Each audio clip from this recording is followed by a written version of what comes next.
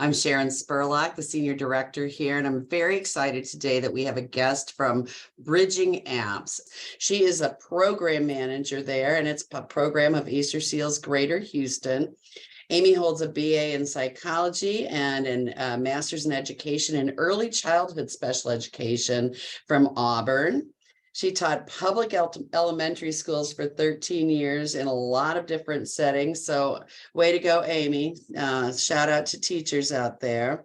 And co-founded an advocacy group with a speech pathologist in 2016, which involved working with families for 3 years, helping them get the resources they needed.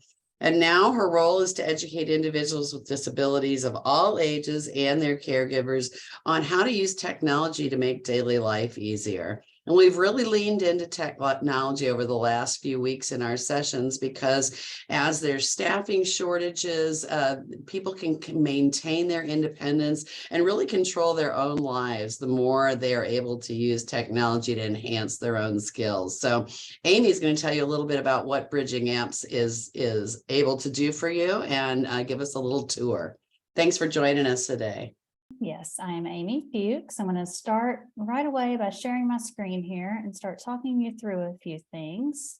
So I am, as Sharon said, I was a special education teacher for a lot of years. I did it about 13 years. And I've worked with a little bit of everybody. So I love working with parents. I love educating people that are involved in all ways with people with disabilities and differences. So I really have my dream job right now. What we do, the Easter Seals of Greater Houston actually has 12 different programs. We have transition, so we help young adults that are trying to find jobs, trying to find work. We have some amazing job coaches that work side by side with those students to make sure that once they get the job, they keep them. And we work with them also, helping with technology where they need it. We have ECI, so a lot of you are probably familiar with early childhood intervention. We have a huge program for that. Veterans, just lots and lots of things. But what BridgingApps does is that we work with all of those programs and help with assistive technology. So we are a TTAP location, and you're not in Texas, so that doesn't mean anything to you, but every state has one. So it's the Texas Technology Access Program, and it's part of a federal program where every state is required to have assistive technology labs. And in Texas, we have about 18 of them now. We just added a couple of new ones, and people can come and actually try out some of that big assistive technology. So if you do have a loved one that needs something like that, I'm happy to kind of get you connected with the place that's closest to you if you've never heard of that before. But every state, unfortunately, names it something different, but I do have a way to find the list for every state. So I can help you with that. But the other part is really most of our work focuses around mobile technology. So just a little history on BridgingApps. It was co-founded by two parents, both with children with multiple disabilities. One of them is our director, and she has a son who was born with Down syndrome, but he has a lot of medical issues. He also has a diagnosis of autism. He has a cortical visual impairment, and just lots of sensory things, a lot going on. So what they found about 10, 11 years ago, 12 years ago, when the iPad first came out, was that their children were really able to do things with this touchscreen technology that they couldn't do with a traditional computer. So for her son, his fine motor skills aren't that great. He was having trouble, manipulating a mouse. I'm not telling you anything you all probably don't know already. It's just very awkward to be touching a mouse and watching what's happening on the screen. So when the touchscreen technology came about, they all got really excited about it and started saying, hey, we have one of these new iPads. And this particular game that's just meant for fun is actually teaching him about social skills or whatever the case may be. So they really started with looking at young children. And they started collecting, just these parents started collecting lists of apps that were really helpful to them and helpful to their children. And then it grew and it grew, and they started sharing them, and they created this online database. It was originally called Snaps for Kids. And then they changed it to BridgingApps, and we were acquired by Easter Seals of Greater Houston 11 years ago. I believe, where they just saw the value of what we were doing. So it's grown into what I'm going to show you today, and we are really proud of it. It is definitely a labor of love. We're a very small team, and we always say we're small but mighty. So I'm just going to show you the easiest way to get to it. This is our main website that I'm showing you here, bridgingapps.org. And we have a lot of things on this website. The app search is what I'm really going to focus on, but just so you know, we have a blog. Our blog is very, very active. We post almost every day. Even if we don't post an actual blog, we are constantly sharing things on Facebook, all the social medias, different just tech tips and things like that, new apps and technologies that we see come across our desk, and that we think are really interesting. So sometimes we're just like, hey, this new feature just came out. Stay tuned. We're going to talk more about it. We're going to do some research into it.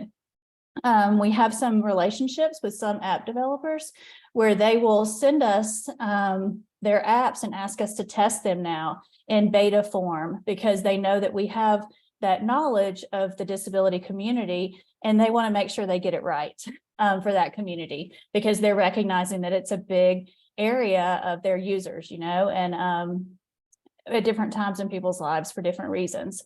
So I encourage you to look around at all the other things on the website. Of course, you can get to all of our social medias here. Our YouTube channel is very active. I'll show you some of that too if we have a chance.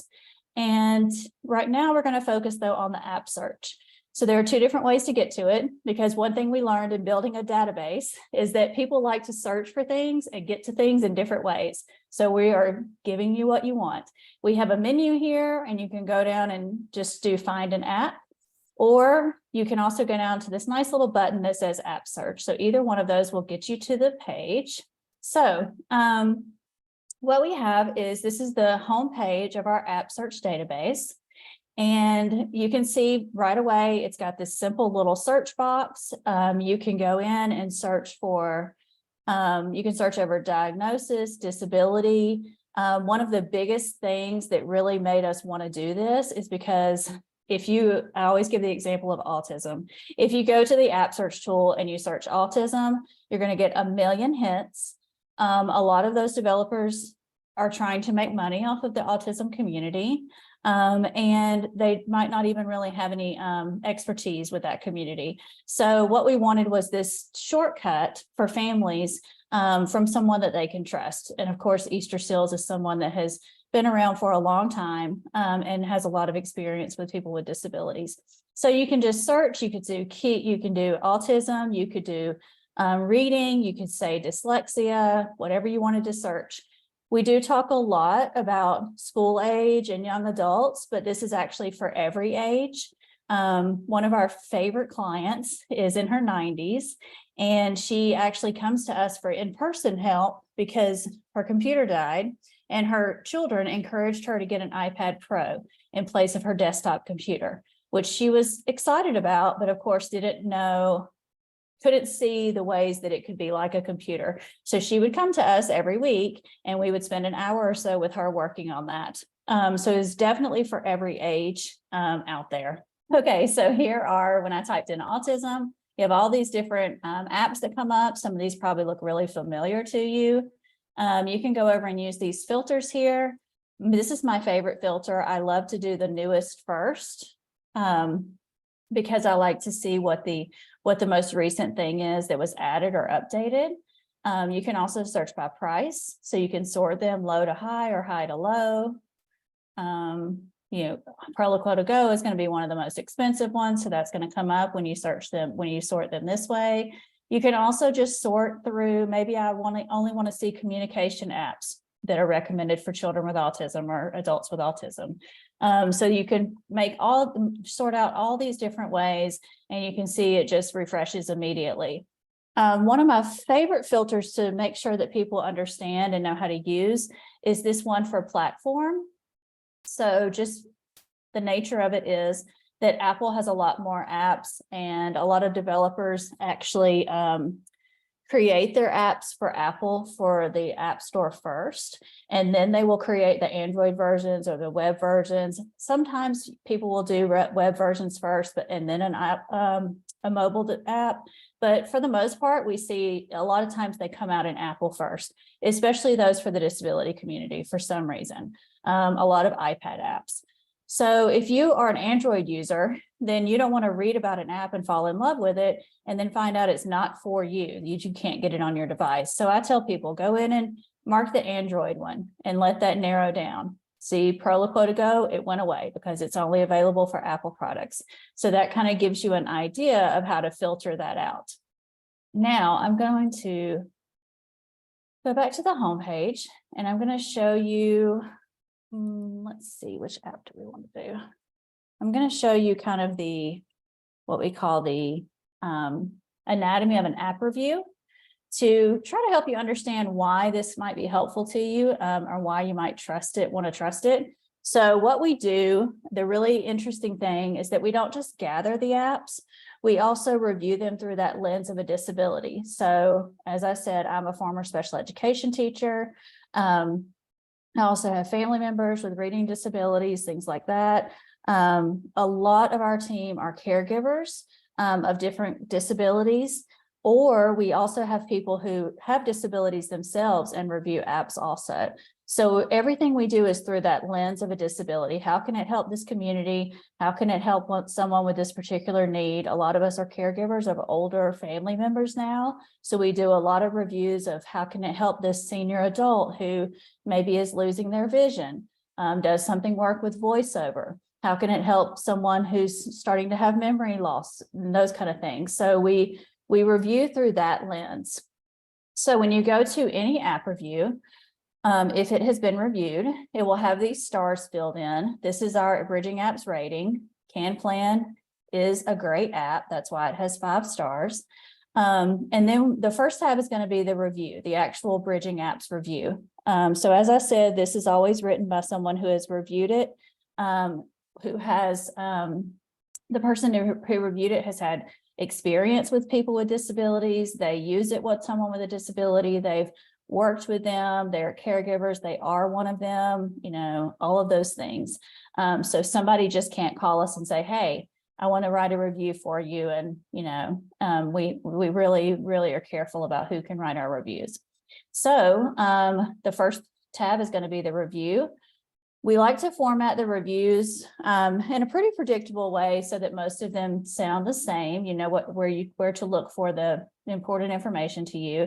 So we always give at first what the app is meant to do, what the developer intended for it, and who it's meant to be for, like the age groups, the disabilities. Then we talk about what we did with the app, who we used it with. This one you can see we trialed it with children ages 10 to 12, different diagnoses, ADHD, and they were learning to sort and wash a load of clothes. And then we talk about what we actually did. We customized different tasks with them.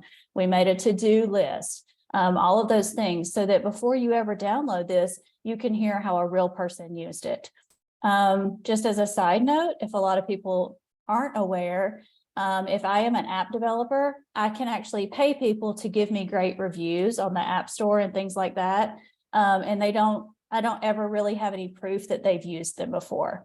So that is one thing that we really want, is for people to know that we actually use these apps. No one can pay us to do a great app review. And that's really how we set ourselves apart from the reviews you might read in the App Store. We talk about the cost of the app. This one is really interesting because it does have in-app purchases. We usually put that in the narrative and then also over here under the price. But actually this one right here, I checked it yesterday. It may have changed today, but I did check yesterday. This one, you can do 3 tasks for the free when you first download it for free. And then normally it is $14.99 to purchase unlimited task, which just means that you can store up as many tasks as you want to. If you're going to use it for scheduling purposes or to-do lists, like we talked about in our review, it's a good idea to have those unlimited tasks. And one-time purchase of $15 is pretty cost effective, for this kind of app. But right now, the last time I checked, it was free to get the unlimited task. So everybody on my team, I sent an email really quick and said, everybody download the unlimited one, because they're allowing you to have it for free. So I don't know for how long. Again, it could have changed today. But that might be something, if you like the way this one sounds, when we get done talking about it, you might want to do that and download that full unlimited task. And then we always tell who the app is, who we think it will benefit from using it. So this one, of course, children, adults, seniors, all of those groups with any special needs. It's a great choice for teaching and scheduling. We work with veterans who have had traumatic brain injuries and things like that. And this is a great app for them also. Learning disabilities, memory loss, and I'll show you why, give you a little idea. So that's the review tab. The description tab is what the developer says about it. So this is exactly the same thing you're going to find on the App Store. We just want you to have them here so that you can compare these two things, what we say about it and what the developer says. Sometimes the things we say are very different from what they do. Sometimes we are confirming what they said about it. And yeah, we agree. This does work really well for that population. A lot of times we come up with uses for it that maybe the developer hasn't even thought of yet. And I will be the first to say I have given some free advice to developers a few times, and then suddenly noticed that they have added that feature or added that as a benefit of their app and things like that. So, they do listen to what we have to say about it. And then the features, this is a new function that we have of our app database, where we can go in and just check really quickly these little things that we know are important that people want to know about. A short setup time. As a caregiver, you don't have 2 or 3 hours to set up this brand new app. You want it to be quick and easy to use. So all these kind of things, and also who the the ideal users might be. And then the media, these are the same things you're going to see in the App Store.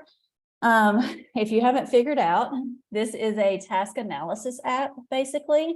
I love it because the teacher in me is just like, oh, this is great. I wish I had this when I was teaching.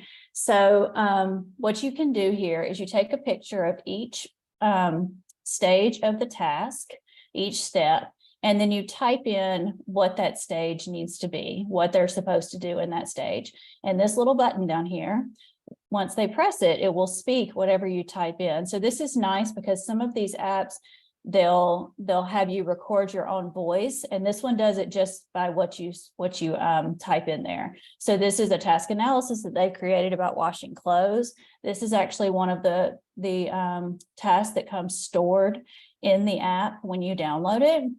I love using this one as an example because I have teenagers, and if I were trying to teach them how to wash clothes, which I did, but I used pictures of my own washing machine because we don't have a front loader. And so the minute I try to use this, of course, they're going to say that looks nothing like our machine. So I think this is a great example because if you don't have this kind of washing machine, you're confusing your person right away. So they do have some stored tasks in there that you can use to kind of give yourself some ideas of how to get started.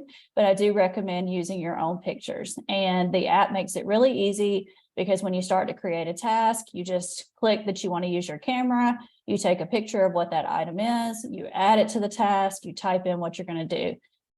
Here are some other pictures. This one is where you can make it like a to-do list. So I'm not sure who makes coffee at 6 p.m., but that's what they have on here.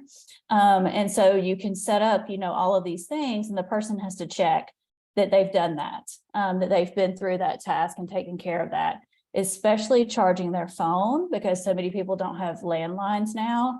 If you have a young adult who's living on their own, you don't want their phone to die. So, that's a great one to have. Again, you can make the task as simple or as complex as you need it to be. A lot of our job coaches have talked about, the benefits of using this when you're teaching someone how to do a new job. When they back away and they're not there in person anymore, if the user has this on their phone, if the student, the young adult has this on their phone and they have a bad day, they panic, they're really tired, they forget how to do something, then they can go back and look at that task on their phone and get that visual reminder. And again, you're instilling that independence, the confidence about being able to do it on their own. Lots of benefits to that. And then that's the same screenshot. So again, this is a really great app. We love it. The other thing that's going to be back here is that you can provide user feedback. To be able to do this, you have to be a logged in user. So you can see here that I'm logged in. I'll show you what it looks like when you are not logged in. So when you first go to our site, there's this button that says sign in. So you can create an account really easily. We don't take any information from you. All we want is for you to put your email address and your password. We know the number of users we have, but we don't store any information. And then once you sign up, you can go back and rate that app. I'm going to go back to the same one because I also want to show you some other features of the app review. So again, you could do this, whatever number of stars you want to give it as a user. I'm not going to do that because I'm logged in as Bridging Apps. I don't want to throw those stars. I don't want to skew the results there. Someone did ask about being able to give comments, or to put in review comments about an app. We did have that feature before. And because we are such a small team, it is very, very hard to manage. We obviously don't want anyone to go onto our site and see anything inappropriate. So we were having to, filter all those through and approve every single one. So we took that feature off. But if you are a logged in user, if you make an account here, it also gives you an account on our main page where you view the blogs and things. If you are logged in as a user on either of those pages, it's all one account, then you can comment and send in feedback via the blogs. So that's a great way for somebody, especially if you see where we've blogged about CanPlan or we've blogged about something else and you've used that app, you're welcome to give feedback there as long as you are logged in. So I hope that answers that question. Okay, so then the user feedback. The other thing here is that, of course, there's this way to download the app. So when you click on that, it's going to take you directly to whatever store the app is available in. CanPlan is only available for Apple devices. It is for iPhone and iPad. So you can use it on either one of those, but this link will actually open the Apple Store where you can automatically download it. We don't track any of that information. It is just strictly for your convenience. We also have this is where being a logged in user comes in. We have this add to list. So what happens here is once you have logged in and created an account, you can make your own app list. So here are some examples of some of them we've created: mental health apps, low vision apps. These are all part of our user list. I can add this maybe to transition, or I could create a new list and you just type in the name of it, hit create list, and then add it to it. I'm going to add this one to transition, click add the app. You'll get a little app added successfully. And then when I go to my saved app list, on my transition list, you will see CanPlan. That's the only thing I have on there right now. But so you can add this. A lot of people really love to create their own list and share. Parent support groups, teachers who work with a lot of the same population, our job coaches, people who are in it for the same people, and for the same population, like to create lists and share them with one another. When you share, you can do Facebook, email, Twitter, Pinterest. You can just copy the link. So if you're on your phone, you can just copy the link and text it to someone. Lots of different ways to share. You can also save searches. So the benefit of saving searches is that in the beginning, when I was first showing how to search for an app, and I typed in a word, and then I hit all those filters and I sorted them a certain way. If I wanted to, I could save that search with those exact filters on it. So for instance, there's an Android AAC apps here. So we were searching AAC apps,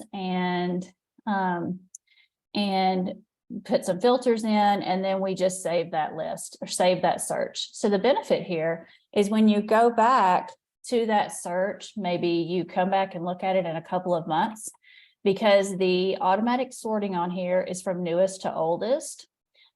You can say, hey, the last time I was here, free speech was the top app, but now they've also added PitCom AAC and Go Talk Wow. So you know what's new since the last time you did that search. So again, if you are, always searching for the same person that you're caring for, or you're always working with the same person, and their needs aren't changing super rapidly, obviously you could always add more filters. But if you're going to be searching kind of the same things, this is just an easy kind of shortcut way for you to go back and check that search and see what else is new without having to add all those filters again.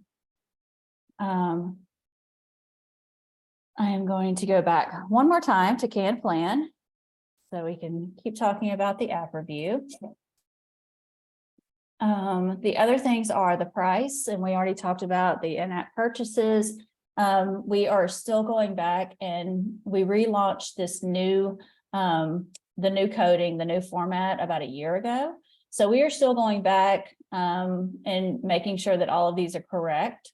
But if they have in-app purchases, it should state it here. And if it is just free, it will just say 0 and there will be nothing here. So it will just say 0.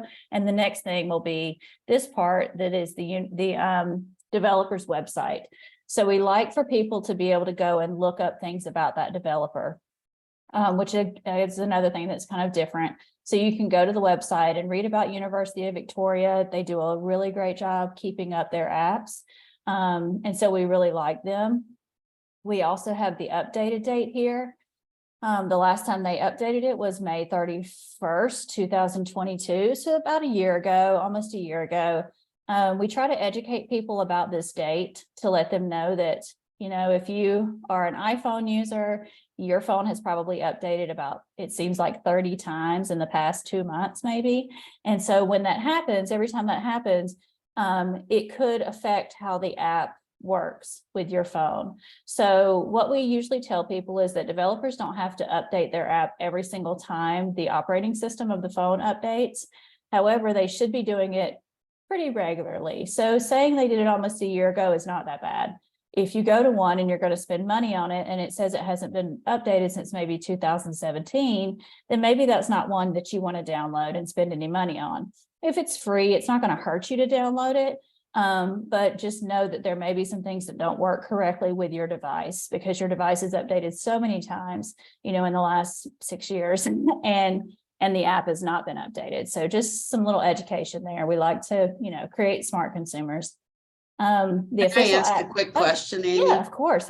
So that update date, does that automatically populate from the app in the web store, or do you all have to stay on top of that? No, it does automatically populate. We are connected directly to the App Store. So wow, that's so nice. Even this description here, when the developer goes in and updates the description, that will update also. So yes, that's a great question. I usually mention people that, were asking, how do you keep this site up to date? And being able to have a direct link is a real key piece, I guess. Yes, it is. There are programs that will go in and pull that information on a regular basis. So, every now and then you'll see where maybe it hasn't gone in and pulled the information, it just within hours of something happening, so most of the time when we check, it is staying regularly updated. I think we have it scheduled to pull like every night right now. Amazing. So then we can control that, how often it checks it. I'm going to save some of the questions, but we did just have a question about the account. Can anybody from anywhere create an account on your site? This is universal, right? Yes, it is. Everyone, we're happy for everybody to use it everywhere. The thing is, if you are creating an account in another country, the app stores are going to be different. So like right now, the way we have it, it's all set up for the US App Store. So you would be using it as a tool to help you find things, but you wouldn't necessarily go to that app store. So you might have to, not have that direct connection. You may just read about it and then you go search on your device in your app store. So this, again, it has the supported platforms down here. We have a new feature on the website where we can actually highlight web-based apps. So I'll give you an idea of what that looks like. I'm just going to pull up one that I know is a web-based app. There are not going to be a whole lot of them right now because it is new. Sorry, let me close that out so that it doesn't keep popping up. Because it is new, but Morphic is one that is a web-based tool. And you will see when you go to the download button, it's gonna say web app, and what it will do is take you to their website. So Morphic is one that a lot of people of all different ages have been using. It is actually an all-in-one accessibility toolbar for your computer. So what they've done is they have created this tool that basically taps into the settings of your PC or Mac, and it creates a shortcut for the settings like read aloud, enlarged font. It has a magnifier on it, has 5 or 6 different things. And let me see if there's oh, we don't have media on this one. But what it is for people that don't know how to go into those settings. So like, I know if I need my font bigger, my text size bigger, or a different contrast, I know how to go into my settings for Microsoft and fix that. But for those users that don't know, or if someone is using like a library computer, a lot of libraries are starting to install this, then the user that's doing it right then can do whatever they need to, enlarge it, use the read aloud, whatever the case may be, and then it's reset and it's back to the basic settings for the next person that comes in. So it's completely free. They are just doing this because they love the work. And so it's a really good one to check out. But the main reason for showing you is that is one that's a web-based application. A lot of app developers, because they are making web-based, we even have some that will say Android, iPhone, iPad, and web applications. So there are some that are a lot of different formats you can get them in. But this is a really good one you might want to check out. It's great for people who have lower reading ability, or maybe have a reading disability like dyslexia, where maybe they can word call, but their comprehension gets lost, after struggling through a sentence, those kind of things. So it's a very good toolbar for lots of different uses. I am going to show you now. This is back in our main homepage for the app search database. We always highlight different app lists based on what the month is. May is better hearing and speech month. So we have these AAC apps. You can go here and just view all of those apps. We have this little help guide where if you're not sure where to start, you can just look at all of our different lists. We're going to go to that in a minute and I'll show you how to search. But down here, we also have some other ones. Some are apps for adults. If you've never used Skyview, it's really, really fun. If you are one of those people that really likes to be outside at night and look at the stars, if you are in a really open place, not downtown Houston, but an open place where you can actually see the sky, this is a really great one. Mental health apps, we do a lot of work with all ages on mental health, calming, for our young adults and teens. We work a lot on self-regulation and calming. Again, if you work really hard to get that job, you don't want to lose it because you lost your cool at work when you got upset about something. So we do a lot of that kind of work. This list is for older adults, but we do have some for teens and younger adults. I'll show you. It's actually for transition age. It's labeled that way. So just all kind of little lists that you can look at, or you can go to this guy. And it has another search bar here, but this one is specifically for searching list. So I love that this changes to red because that kind of draws my attention to, hey, that doesn't look like what I was just looking at. And it reminds me that here I am searching list. If you want to go back and search for certain like individual apps, you can click here and it will take you right back. But I'm going to show you kind of a trick for transition age, because I know a lot of you probably have children, people you're caring for of all ages, but we know that transition age seems to be a time when, they're out of school or they're getting out of school and you don't exactly know what they're going to do, if they're going to have jobs, if they're going to go on to school. And it's that time when we have the most parents come to us and need help and want to know what we can do, what tools are out there. So we did a project with the Colorado Department of Voc Rehab, and they were nice enough to, they wanted us to create some app list for them, specifically for their employees, their job coaches, people like that. And we said, well, when we create app lists, they're public. So what they did is, even though they paid us to make these app lists, they were very happy for them to be public and to be able to share with anybody. So when you go to search list, if you can remember to type in Colorado, all of their app lists have the name Colorado in them. So there are 5 or 6 lists. I can't remember the total. But we did them based around different needs for that transition population. So we have task analysis, we have job tools for enabling productivity. Notability is one that is like a dictation app, helps you take notes. Ava, a lot of people know Dragon, just, an AAC, just to communicate. Maybe when you get nervous, you lose your words, and you need some help with communication sometimes.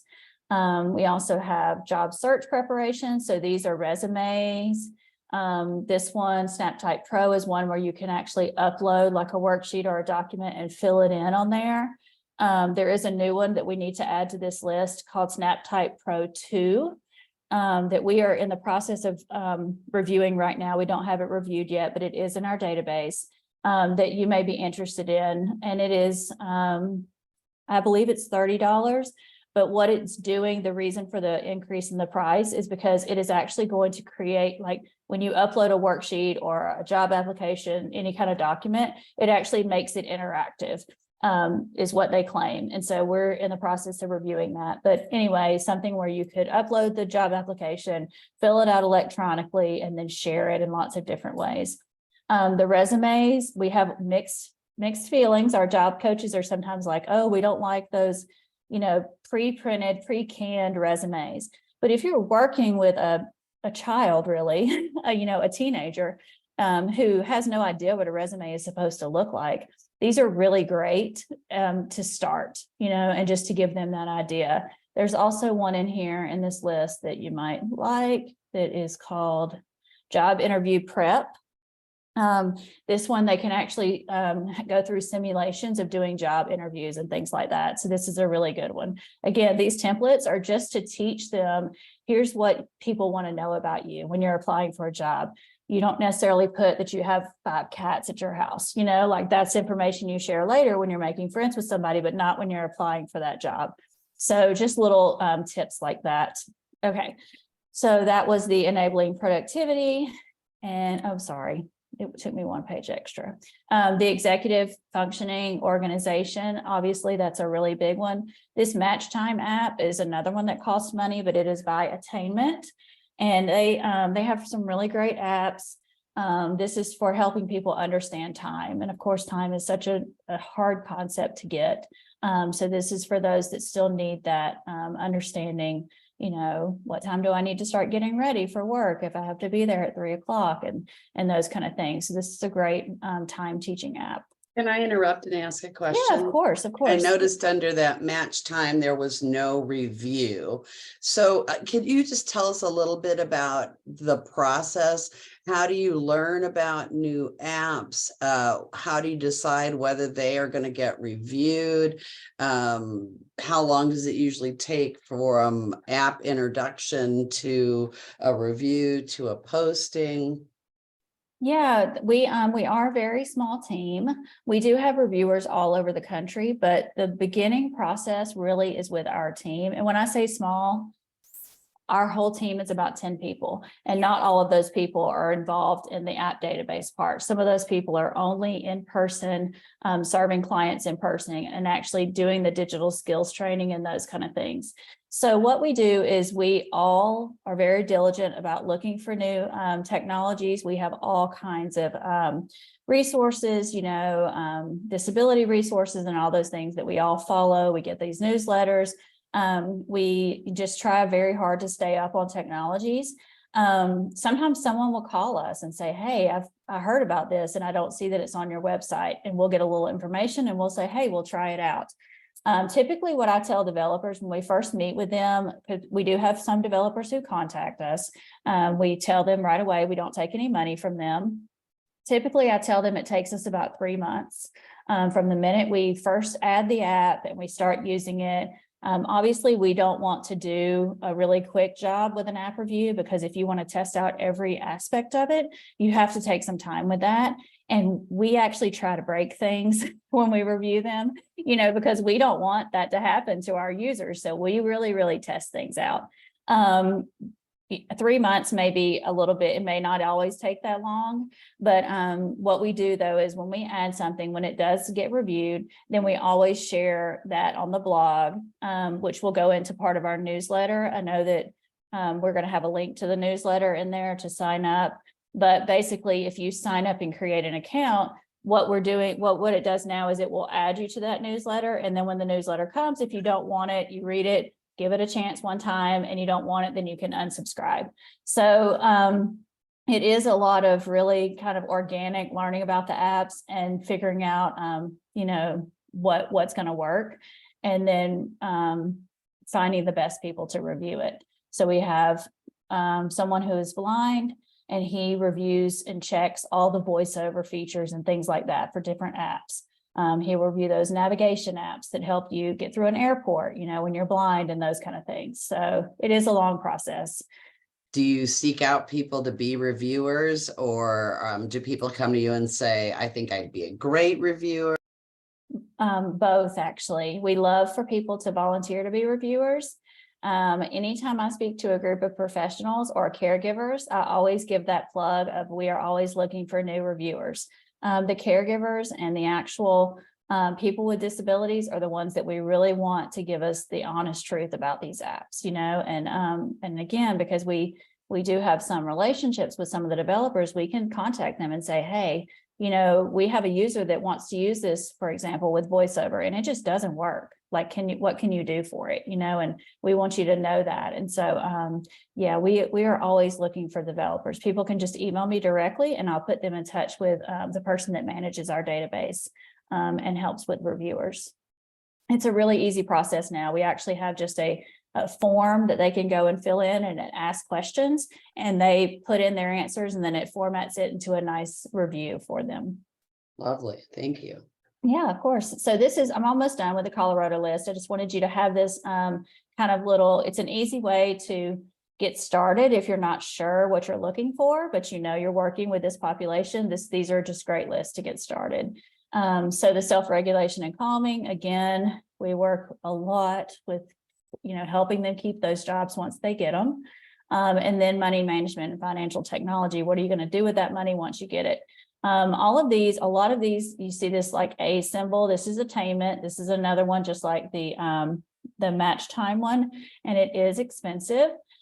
They have another app called Social Success, and I know we want to leave time for questions, but if I have enough time, I'm going to share my iPad screen and kind of give an idea of what that looks like, because I know that is a question a lot of people have, especially with those teens and young adults.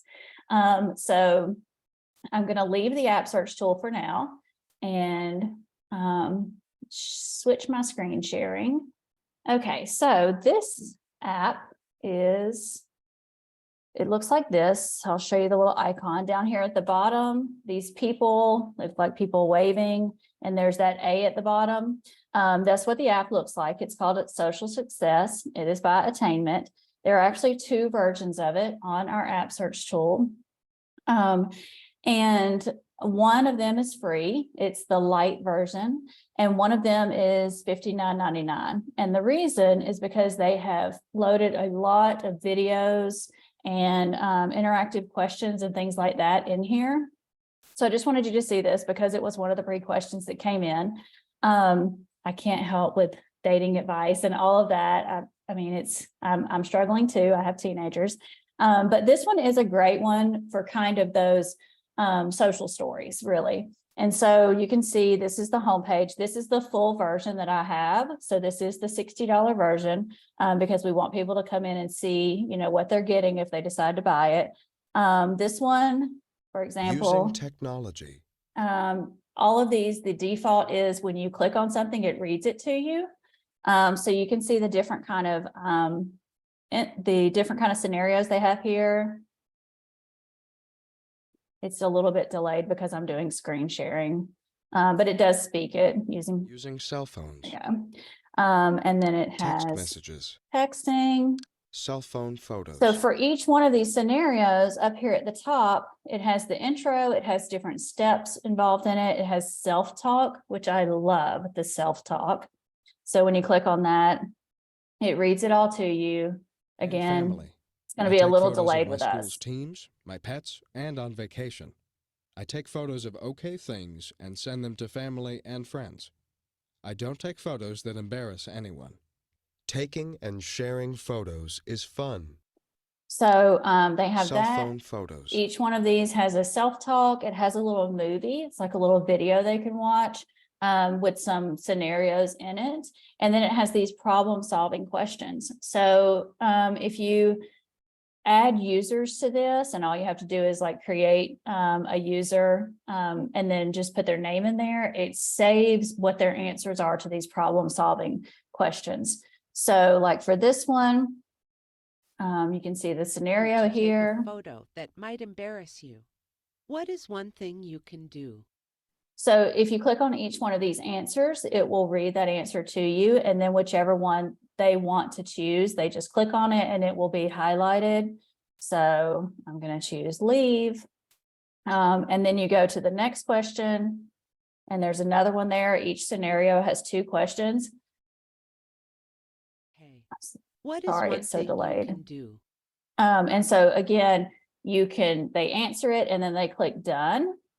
And when you go in as a caregiver, you can see what their answers were. So these are not, there's not a teaching in here and that it says, oops, you got the wrong answer. It's an opportunity for the caregiver to come back and say, hey, I noticed that you said you were going to, whatever one of the choices was. One of the things about texting, the question says, someone sends you a text, threatening text or something like that. And one of the options is to throw your phone away. So, it's a chance for you to kind of talk about that. Like, would you really throw your phone away? Like, which one of these other options sounds like it might be better? So it's not trying to teach them the right thing, but it's giving you kind of the tools and the conversation starters to do that yourself.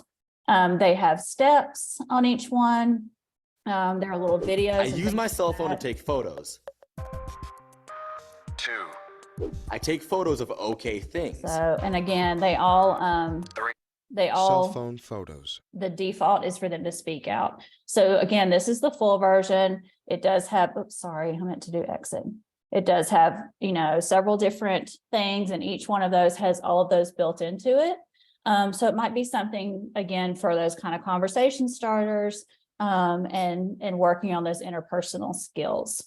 We have a question about people who don't use words or have limited words to communicate. How would I search for apps for that on the site? So I'm going to interpret that to mean communication apps, but also maybe apps that have the feature where it would read to you or something like that. Yes. So you want to search text to speech. So maybe, if the person needs to have a conversation with someone who is only speaking, and maybe they want to type what they want to say. There are a couple devices that do that too, but there are some apps that do it really quickly. There's one called Flip AAC, I believe. Let me pull that up really quick. And so you could use that, but yeah, you would most likely be searching text to speech for them to communicate with people who are hearing. If they are not readers, then you would use one of the AAC apps that has pictures for them to communicate. And so then they touch the picture and it speaks out what they're trying to say, and they can actually make sentences. They'll have all the symbols there. So that would just be the AAC communication apps. Let me find that one. I can tell you the name of the Flip one. FlipWriter AAC Pocket is one that is actually made for individuals who are deaf initially.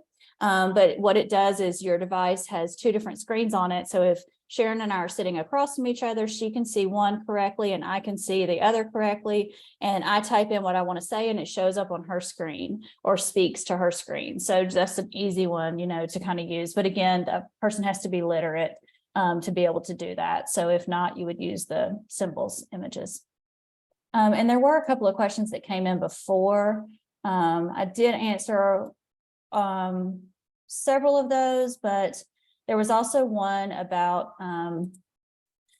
someone who can speak, but sometimes doesn't. Let me pull that one up, I'm sorry.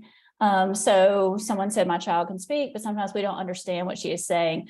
Sounding Board is a great free app.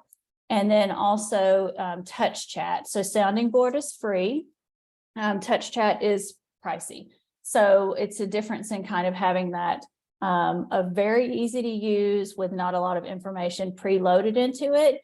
Those expensive apps are going to have more information preloaded and ready for you to use. Excellent. I will say for those of you that are on here from our region, that Missouri's technology team is Missouri Assistive Technology out of Columbia. And so they have a free lending library that you can tap into. If you're 18 and older, the St. Louis ARC has the Life Tech program where we can help you find the right piece of technology if you're eligible for that. So we're all recognizing that technology is just a really key part to a great quality of life. We all use it for different places where we need just a little bit of help to be our best. And so this is just a nice way to be able to tap into how to provide those same supports for your family members with disabilities. Well, thank you, Amy, so much for being with us today and giving us a full hour. We really needed it. For those of you out there, I hope you spend some time just traveling around on the website. I think it's a really pleasant website to be on. The pictures and the graphics are really nice. It's really easy to navigate. So get to know more about different apps that are out there.